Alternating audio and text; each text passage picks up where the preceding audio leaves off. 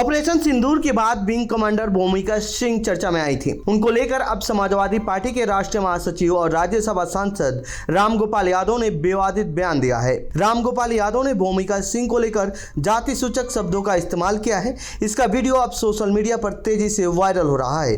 पहले आप रामगोपाल यादव का यह बयान सुनिए, फिर हम आपको बताते हैं इस पर सियासत क्यों हो रही है। व्योमिका सिंह हरियाणा की जाट जमात।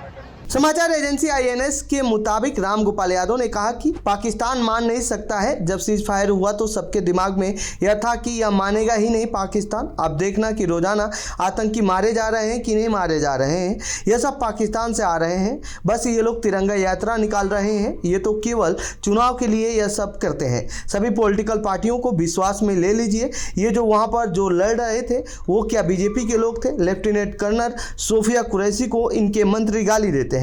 हाईकोर्ट ने FIR करने का आदेश भी दिया है। सपा नेता का यह बयान वायरल होने के बाद इस पर सियासत तेज हो गई है।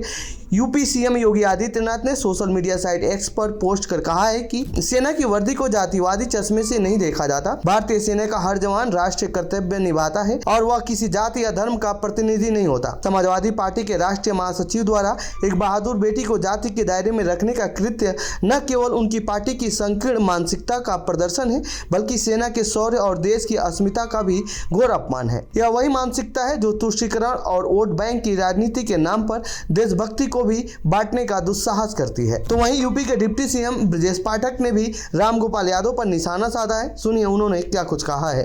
विंग कमांडर व्योमिका सिंह का अपमान केवल व्योमिका सिंह का अपमान नहीं है, वो भारत की बेटी का अपमान है, हर भारतीय का अपमान है। विंग कमांडर व्योमिका सिंह सिर्फ एक नाम नहीं, वह भारत के गौरव और महिला सशक्तिकरण और नए भारत की उड़ान का प्रतीक है। जाति के आधार पर हमारी वीरांगना का अपमान कर समाजवादी पार्टी ने अपनी नीच मानसिकता और महिला विरोधी सोच को उजागर करने का काम किया है। रामगोपाल यादव जी का बयान शर्मनाक, निंदनीय और हर भारतीय वायुसेना के हर जवान का अपमान है। ये नया भारत है, यहाँ जन्म से नहीं कर्म से पहचान होती है। जाति के आधार पर लोगों का बांटना समाजवादी पार्टी का पुराना सगल रहा है, इसमें कुछ भी नया नहीं है। विंग कमांडर व्योमिका सिंह को उनके जाति के आधार पर नीचा दिखाने की कोशिश करना एक अफसर का नहीं, पूरे दलित समाज की प्रतिभा, परिश्रम और सम्मान पर हमला है। समाजवादी पार्टी का बयान PDA की उस विकृत सोच का पर्दाफाश है जो दलितों को सिर्फ वोट बैंक मानती है, उनका सम्मान करना नहीं जानती। समाजवादी पार्टी हमेशा दलित विरोधी कृत्यों से अपने इतिहास में भरी पड़ी है। कभी दलितों को स्कूल में मारा पीटा जाता है, कभी उनका सार्वजनिक अपमान किया जाता है, कभी उनके अपहरण किए जाते हैं, कभी बूथ पर दलित समाज के लोग समाजवादी पार्टी के गुंडों द्वारा पीटे जाते हैं।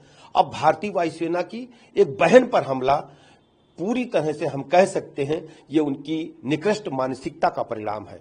ये नया भारत है, यहाँ पहचान जाति से नहीं होती है, क्षमता से होती है।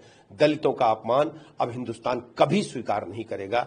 समाजवादी पार्टी को पूरे समाज से, पूरे प्रदेश से, पूरे देश से माफी मांगनी चाहिए। जबकि दूसरी तरफ अखिलेश यादव ने ऑपरेशन सिंदूर के बाद BJP द्वारा निकाले गए तिरंगा यात्रा पर तंज कसा है। सुनिए उन्होंने क्या कुछ कहा है। जो हजारों किलोमीटर तिरंगा के लिए चले थे, अब सोचिए कुछ किलोमीटर भी तिरंगा के लिए नहीं चल पा रहे हैं। और याद रखिए,